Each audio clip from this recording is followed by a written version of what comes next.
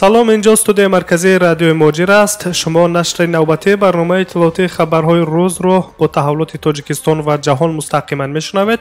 имрӯз сешанбе 7 апрели 2020 сол аст.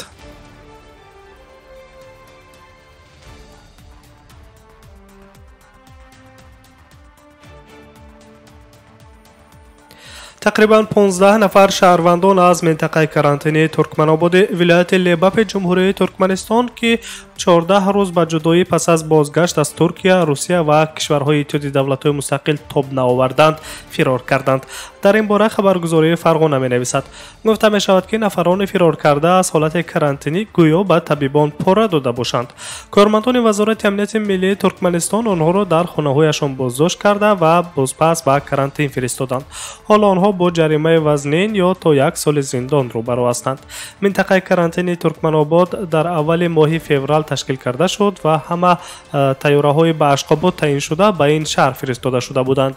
ба гуфтаи шоҳидони айнӣ, аз ибтидо назорати шахсони ҷудоишуда дар карантин сахт набуд. Туркмен Ньюс аз қабли чанд нафари дар карантин буда дар шаҳри Туркманободи вилояти Лебапи менависад ки шароит ва ҳолати нигоҳдорӣ дар карантин ваҳим аст ва хавфи сарзадани ҳар гуна бемориҳои сироятӣ дар он ҷо мавҷуд аст, чунки нафарони аз пеш овардашуда бо нафарони навбаргашта аз хориҷро дар як хайма то 20-25 нафар нигоҳдорӣ мекунанд. мақомоти Туркманистон бо исрор таъкид мекунанд ки дар ин кишвари осиёи миёна то кунун ҳодисаи гирифтории вируси COVID-19 вуҷуд надорад.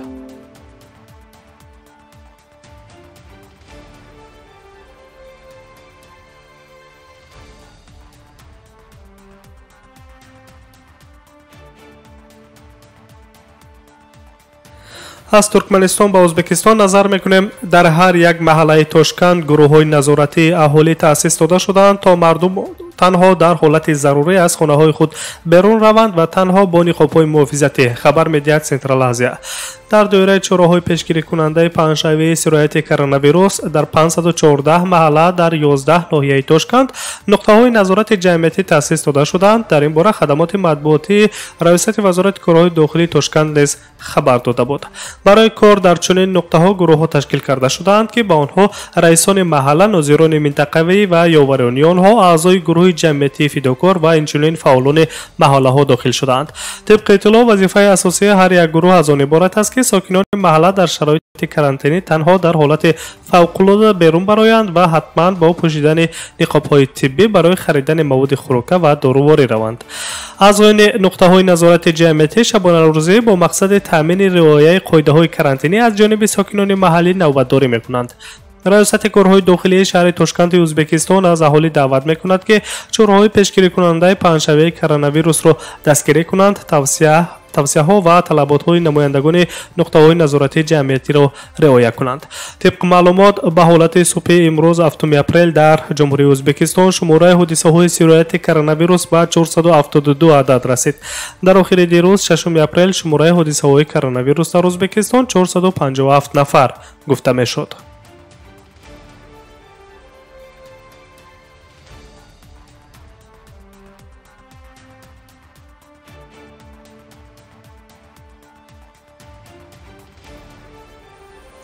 дар душанбе як марди 30 сола духтарони ҷавонро ғорат карда аз ҷои ҳодиса фирор мекунад ки баъдан аз ҷониби мақомот боздошт мегардад. бино ба иттилои маркази матбуотии вазорати корҳои дохилии ҷумҳурии Тоҷикистон, ин мард сокини ноҳияи Спитамини вилояти Суғд аст ки ӯро кормандони полис бо гумони ғоратгарӣ боздошт карданд. гумонбаршуда 5 апрел дар назди мактаби миёнаи рақами 77 воқеъ дар кӯчаи Фирдавсии шаҳри Душанбе бо истифода аз қувва аз 2 духтари 3 сола ва 6 сола 2 гӯшвораи тиллоиро гирифтааст, гуфта мешавад дар гузориш. ҳамчунин илова гардидааст ки ин мард қаблан мутобиқи моддаҳои 104 одамкушӣ, 138 қисми 3 таҷаввуз ба номус ва 244 банди 2 дуздӣ мутобиқи кодекси ҷиноятии ҷумҳурии Тоҷикистон аз озодӣ маҳкум гардидааст. аз рӯи далели ғоратгарӣ мақомот ҳоло тафтишро шурӯъ кардаанд.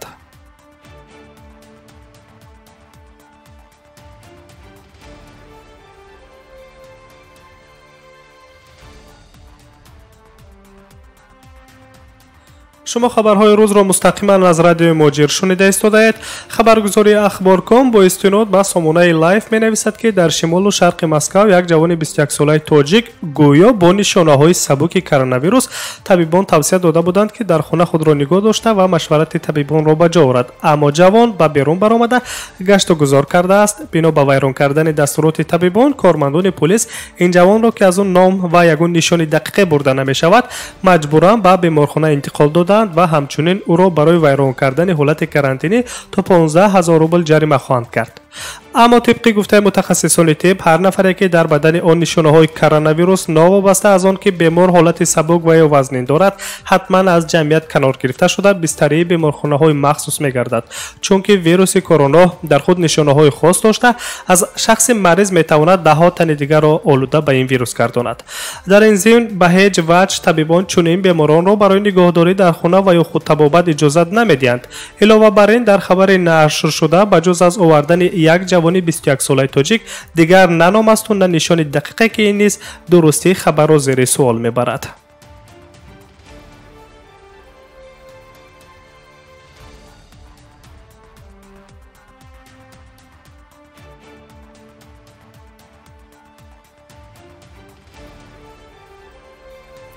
ادامه خبرهای روز را شما مستقیما میشنوید. پرزیدنت ترکیه رجب طیب اردوغان 6 اپریل درباره چاره‌های نوی که برای مبارزه با پنجشنبه کرونا ویروس در کشورش قبول کرده میشوند سخن گفت. پرزیدنت ترکیه از دیروز در کشورش فروش نقاب‌های طبی را ممنوع اعلان داشت. رجب طیب اردوغان گفت که در این لحظه‌های حساس و مشکل ما باید غم مردم را بخوریم. شرایط نه همه خوب است که هر روز به خود نقاب‌های طبی نو بخرند. از این رو فروش همه گونه نقاب‌های طبی را در سرتاسر ترکیه ممنوع اعلان میکنه و از امروز سرکرده به همه اهالی در ترکیه نقاب‌های طبی رایگان داده شود، تاکید داشته است پرزیدنت ترکیه رجب طیب اردوغان. پرزیدنت ترکیه همچنین تاکید داشته است که اویله‌های نیازمند همیشه تحت غمخوری حکومت قرار دارند و مقامداران محلی سپارش داد که موادهای خوراکی رایگان را هر هفته 2 مرتبه به اویله‌های نیازمند تقسیم کنند. همچنین رجب طیب اردوغان به زیردستانش سپارش داده است که به هر یک اویله‌ای که در یک هفته 2 مرتبه کمک رسانیده می شود جریان رسانیدن کمک را با نشان دادن وقت و ساعتش ثبت کنند و شخصا به خود یا بفرستند. پرزیدنت ترکیه گفته است که من نه به خاطر سپارش دادم که جریان رسانیدن کمک را ثبت کنند و ما در تلویزیون ها نمایشگاری کنیم. نه، این طور نیست. من تنها می خواهم که جریان رسانیدن کمک را شخصا خودم نظارت کنم و مردم خصوصا نیازمندان دانند که پرزیدنت، حکومت و مقامداران خدمتگار آنها هستند و آنها را در این روزهای سخت و مشکل فراموش نکردند، تاکید داشته از پرزیدنت ترکیه رجب طیب اردوغان. رهبر ترکیه علاوه کرده است که حکومت یک نقشه را برای کمک به 2.3 میلیون اویله در دوره پاندمی ویروس کووید 19 آماده میکند. غیر از آن پرزیدنت ترکیه علاوه داشته است که در نزدیکی فرودگاه استانبول باز 2 بیمارخانه هر کدام با گنجایش 1000 کت برای بیماران گرفتار به کرونا ویروس در کوتاه‌ترین فرصت ساخته می شود. طبق معلومات آخرین در ترکیه 27069 حالت گرفتاری کرونا ویروس به قید گرفته شده است. 574 نفر تا به کنون به هلاکت رسیده و زیاده از 1000 نفر دیگر از این مریضی شفا یافتند.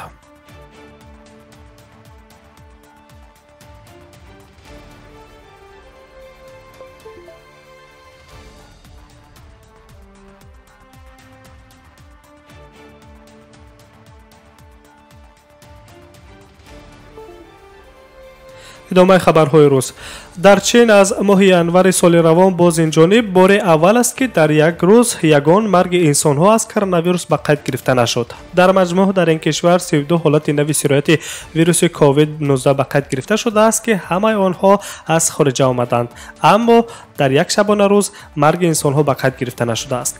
از آغاز پاندمی در چین زیاده از 81,000 نفر مبتلا گشته و 13,000 نفر دیگر جان دادند. طبق معلومات رسمی بیش از 77,000 نفر بیماران شفا یافتند. 8 اپریل در شهر ووهان که در آنجا اوج سرایت کرونا ویروس در آخر ماه دکمبر به عمل آمده بود، محدودیت‌های روایی نقلیاتی برداشته می شود. طبق معلومات انستیتوت جانسون هاپکینز در جهان شماره قربانیان کرونا ویروس در یک روز 5,000 نفر افزوده و 74,000 نفر برابر گردیده است. شماره زیادترین فوت آدمان از ویروس کرونا در ایتالیا به نظر می رسد که 16,500 623 нафарро дар бар мегирад. пас аз Италия, кишвари Испания бо шумораи 13321 нафар фавт, Иёлоти Муттаҳидаи Амрико 8820 нафар фавт, Фаронса 8911, Бритониёи Кабира 5373, Эрон 3739 ва Ҷумҳурии Мардумии Чин 3331 нафар беморони фавт карда аз вируси корона ба қайд гирифта шудааст. Шумораи аз ҳама зиёди сироятҳо дар Иёлоти Муттаҳидаи Амрико ошкор карда шудааст, ки 368241 ҳолат гуфта мешавад. аз ин теъдод қариб 70000 нафар дар Ню-Йорк ба қайд гирифта шудааст, ки шумораи фавткидагон дар ин шаҳр тақрибан ба 3000 нафар баробар гардидааст.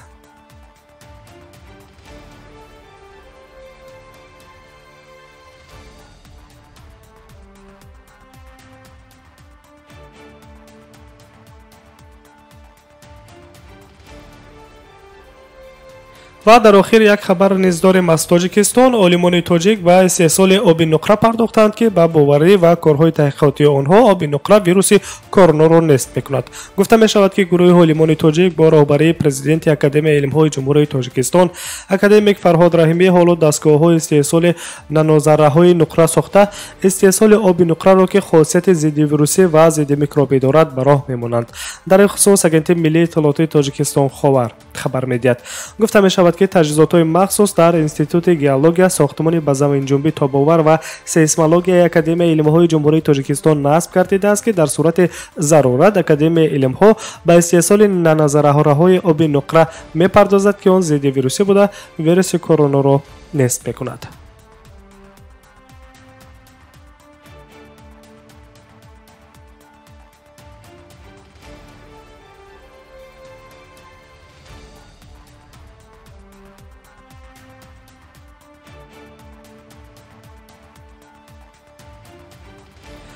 шунавандагони азиз, шумо шарҳи ҷамъбастии хабарҳои рӯзро мустақиман дар ин соат аз студияи марказии радиои Муҷир шунидед. дар соатҳои баъдӣ шуморо бо хабарҳои дигар ошно хоҳам сохт. барномаҳои дигари мо низ ҳамчунин идомат дорад. саломат бошед.